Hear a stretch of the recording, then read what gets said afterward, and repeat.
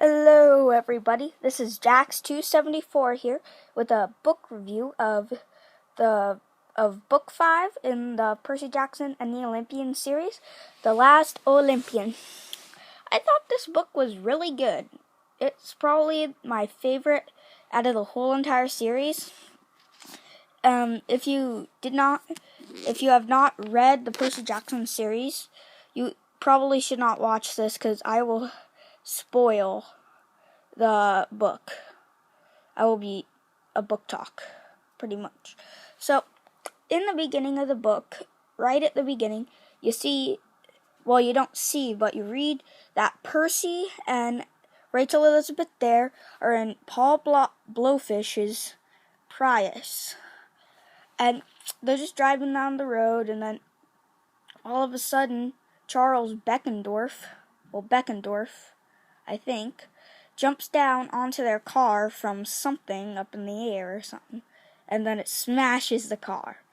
So, and then, well, apparently they've been planning an attack on the Princess Andromeda with Kronos' army of monsters on it. And so they go to the ship, and Charles Beckendorf is trying to set up a bunch of Greek fire down below, but then they get into a big battle up on the top deck, and Percy throws his sword at Kronos, but it bounces right off. I was really confused at that part, but then later you figure out how it does. And then right after that, you get right after the big battle, Percy jumps off the ship into the water, and Charles Beckendorf still has the detonator for all the Greek fire in his hands, and then he is really wounded and stuff, so he's laying on the ground with the monsters carrying him and stuff, and then he pushes the detonator, and Beckendorf dies. I was like, but no, Beckendorf. So, then, right after that, we go to Camp Half-Blood. And, at Camp Half-Blood, let me just see the chapter name real quick. What is the second chapter name? Oh, and yeah, there's another cool part in this book. You get a battle map of Manhattan in it. Cool, yay. That's kind of cool. And then, I really do love the chapter names of these books. So it is, and right after that, after he jumps into the water, they don't go to Camp Half-Blood. He goes underwater to Poseidon's palace. And he sees his brother Tyson, and Poseidon and his wife, not his mortal wife, Sally, but his underwater wife. I cannot remember her name because it's been a while since I read the book. And then Percy is all wounded, and he is taken up to Poseidon, and Poseidon's fighting a war against the Water Titan and his army. And then right after that, we go to then Percy Jackson goes to the Camp Half-Blood, and he finds out the prophecy, and Percy is given the paper to read aloud, and he's saying, "A half-blood of the eldest dogs," and then Annabeth says, "Percy, that's gods, not dogs," and then that is kind of funny. But then there's a whole Ares thing with Clarice, and because there's kind of a chariot fight over between Apollo and Ares and stuff like that. And then I'd say there's this really, really funny part where where the Apollo cabin curses the Ares cabin to speak in poetry. And he's like, curse you, A. And then, like, one of the Ares campers is being chased by an angry Apollo kid. And the Ares camper is like, curse you, A. I'll make you pay. I do not want to run all day. It's pretty funny. And then, after that shot, we go straight to, after that spot, we go straight to, oh yeah, they are, burning some stuff that people were doing in the, like, shrouds that, from people who died in the Battle of the Labyrinth. So, then after that, Percy is, well, I'm just going to go highlights of the book from now on. Well, what I thought was pretty cool is right after that, Nico and Percy go to Luke's mom, May Castellan, or however you say that one.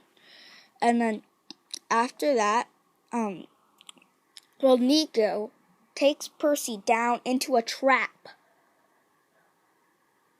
into Hades' palace and in the underworld, and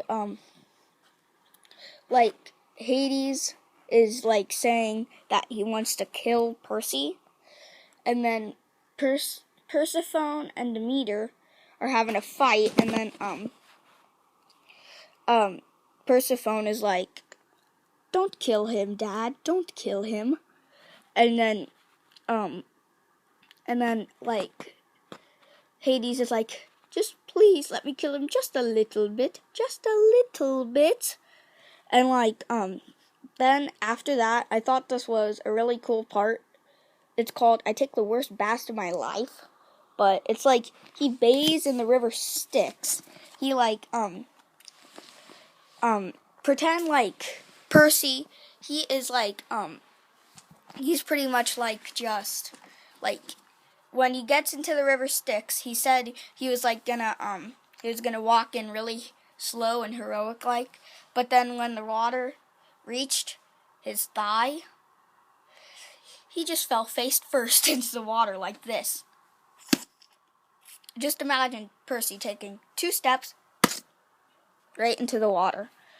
And, well, then, like, I thought this was the next part of the book, and then it is, then it's, 2 Snakes Saved My Life. Cannot remember what that was about, but We Break a Bridge. That was a really good one. It's like, Percy is fighting Kronos on one of Manhattan's bridges, and then he, like, splits the bridge in half so the monsters and Kronos can't get to him. That one was really cool. A Titan Brings Me a Present. That one was pretty much all it was about. Was Titan came and said to Percy in his hotel, peace, that if they gave up, Kronos would stop hitting them and stuff like that. But he did not take it. Okay, guys, sorry, I accidentally, something malfunctioned with my iPod. So, then after that, it was, like, I think Pigs Fly after A Titan Brings Me a Present. It was, like, that one is about, well, remember that one giant pig that they had to fight in the Titan's Curse in New Mexico? Well, here, yeah, they have to fight his girlfriend. The pig's girlfriend. But that pig can fly.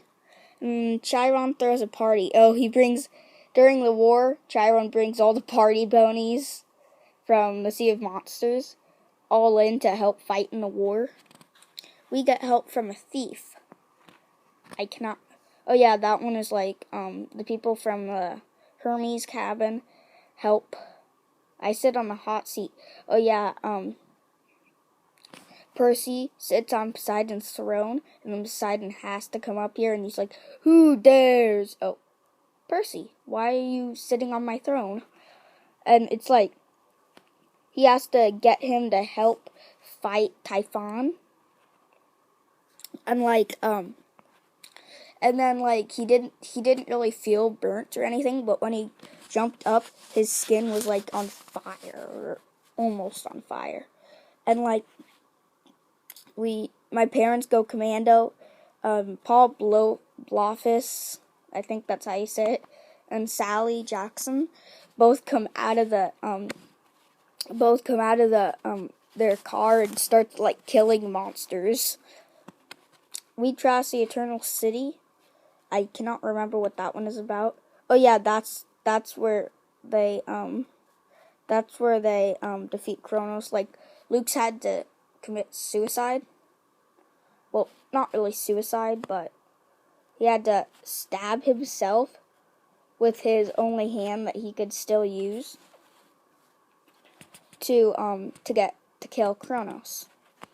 And Kronos then dies. But Luke also dies, so kind of a win-win. And then we win fabulous prizes. Percy is offered immortality, and he does not take it. And then I think Annabeth gets permission to redesign Olympus, which is pretty cool. And Percy is made a hero and stuff. Then Blackjack gets jacked. We learn that Rachel Elizabeth Dare has went to Camp Half-Blood, and nobody knew how she got into it. But she took Blackjack and she went over the magical barriers. I did not think that could happen, but I guess it is. And then I am dumped. Rachel Elizabeth Dare becomes the new Oracle prophecy thing, which I'd say is pretty cool. Then we say goodbye, sort of. Annabeth and Percy both take the bus, and Percy has to go home and stuff. And that is the end of the book. I'd say out of the whole entire book, I would give this book a 9 out of 10. I just thought it could be just a little bit bigger. About as big as the Lightning Thief. If this is not bigger than the Lightning Thief, tell me in the comments, please. But this is Jax274 signing out. Peace. See ya.